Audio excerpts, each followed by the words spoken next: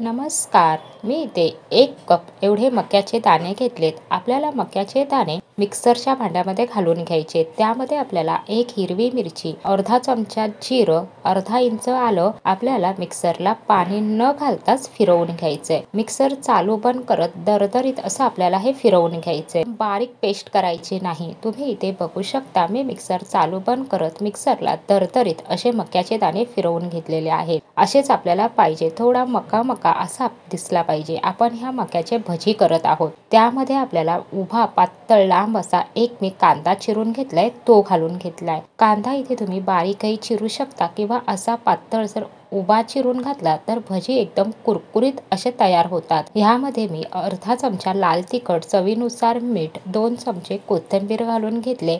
मका आपण दरदरीत असा मिक्सरला फिरवलेला आहे, त्यामुळे भजी घालताना पिठाला त्या बाइंडिंग यावी त्यासाठी आपण इथे 4 चमचे तांदळाच्या पिठाचा वापर केलेला आहे. तुमच्याकडे तांदळाचं पीठ नसेल तर त्याऐवजी तुम्ही कॉर्नफ्लॉवर घातलं तरी सुद्धा चालेल. इथे आता तांदळाचं पीठ घालून आपण छान मिक्स करून घेतले. तेल आपण चांगलं कडकडीत असं गरम करून घेतलंय. गॅस आपल्याला लो टू मीडियम ठेवूनच भजी घालून घ्यायची आहे. तुमच्याकडे लहान मोठी जशी असेल त्यानुसार तुम्ही कमी जास्त भजी घालून घेऊ शकता. भजी आपले एका साईडने छान सोनेरी रंगावरती तळून झाले की आपल्याला दुसऱ्या साईडने सुद्धा ते तळायचे आहे. भजी आपल्याला छान कुरकुरीत असे तळून घ्यायचे. आपण आजच्या व्हिडिओमध्ये 7 दिवसाचे 7 भजीचे प्रकार करत आहोत. तेही अजिबात सोड्याचा वापर न करता मार्केट सारखे चवीला कुरकुरीत असे आपण भजी करणार आहोत. इथे आपण मक्याचे छान एकाच रंगावरती कुरकुरीत होईपर्यंत शकता आवाजावरूनच भजी तळून घेतले. तुम्ही आवाज ऐकलाच असेल. मका भजीवर दिसत आहे त्यामुळे भजी दिसायला आणि खायला सुद्धा अप्रतिम लागतात. आपण जेव्हा डाळ वडे डाळ भजी करतो तेव्हा ती डाळ जशी भजीवर वड्यावर दिसते त्यामुळे ते भजी किंवा ते वडे दिसायला आणि खायला छान लागतात. तसेच हे मक्याचे भजी सुद्धा मका दरदरीत फिरवल्यामुळे खायला सुद्धा टेस्टी लागतात आणि दिसायला छान दिसतात. प्रकार दुसरा.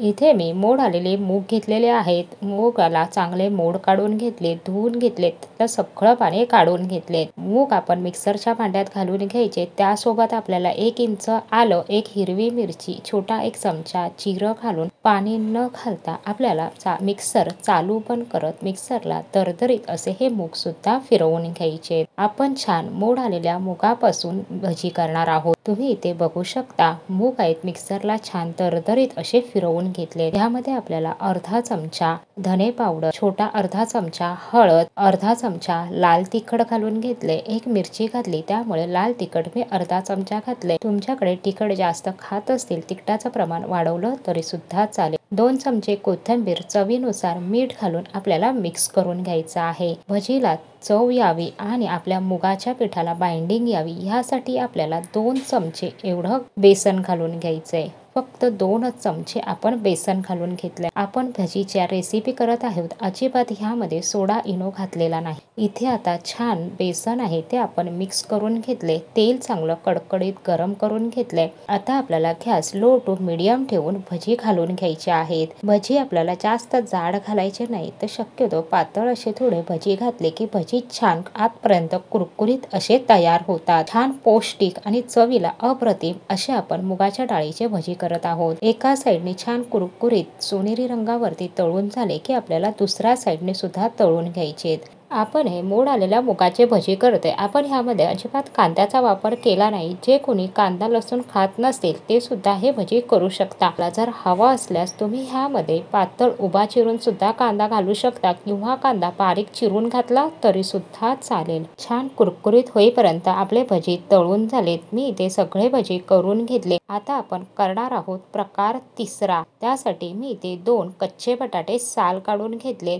बाउलमध्ये पाणी घेतलेलं आहे. बटाटा आपल्याला किसून घ्यायचा आहे. बटाटा किसताना तो वरून खाली असा किसायचा आहे म्हणजे बटाट्याचा किस छान लांब लांब असा आपल्याला मिळेल. तुम्ही इथे बघू शकता अगदी आपला बटाट्याचा किस जो आहे ना तो अगदी छान असा लांब आहे. म्हणून आपल्याला बटाटा किसताना वरून खाली असा किसायचा आहे. इथे आता आपला बटाटे दोन्ही छान किसून झालेत. आपल्याला बटाट्याचा किस 3 ते 4 वेळा चांगला धुवायचा, म्हणजे बटाट्याच्या किसमध्ये जो काही स्टार्च असतो तो निघून जाईल. तुम्ही इथे बघू शकता पाणी अगदी किती नितळ आहे. असंच आपल्याला बटाटा 3 ते 4 वेळा धुवून घेतल्यामुळे सगळा स्टार्च निघून जाईल आणि छान आपल्याला पांढरा शुभ्र असा बटाट्याचा किस मिळेल. बटाट्याचा किस पाण्यातून काढून दाबताना सुद्धा तुम्ही इथे बघू शकता 2 हाताच्या मध्ये घेऊन आपण ह्यामधलं पाणी आपल्याला काढून टाकायचं आहे. असा दाबल्यामुळे बटाट्याचा किस तुटणार नाही. जसा लांब लांब आहे तसाच आपल्याला तो मिळेल. आपल्याला बटाट्याचा किस पाण्यातून काढून झाला की तो चांगला मोकळा करून घ्यायचा आहे. तुम्ही इथे बघू शकता अजिबात ह्यामध्ये पाणी नाही. आपल्याला ह्यामध्ये काही सुखे मसाले घालायचे. मी इथे अर्धा चमचा धना पावडर, 4 चमचे कोथिंबीर, अर्धा चमचा लाल तिखट, चवीनुसार मीठ घालून आपल्याला मिक्स करून घ्यायचंय. आपण ह्यामध्ये अजिबात पाण्याचा वापर करणार नाही. आता हे मसाले, कोथिंबीर, मीठ आपण छान भजीच्या किसमध्ये मिक्स करून घेतले. तुम्ही जर तिखट जास्त खात असाल, तिखटाचं प्रमाण तुम्ही वाढवलं तरी सुद्धा चालेल. 2 चमचे तांदळाचं पीठ आणि 2 चमचे आपल्याला बेसन घालून घ्यायचं आहे. बटाट्याची साईज लहान मोठी असेल त्यानुसार पीठ कमी जास्त तुम्हाला लागू शकतं.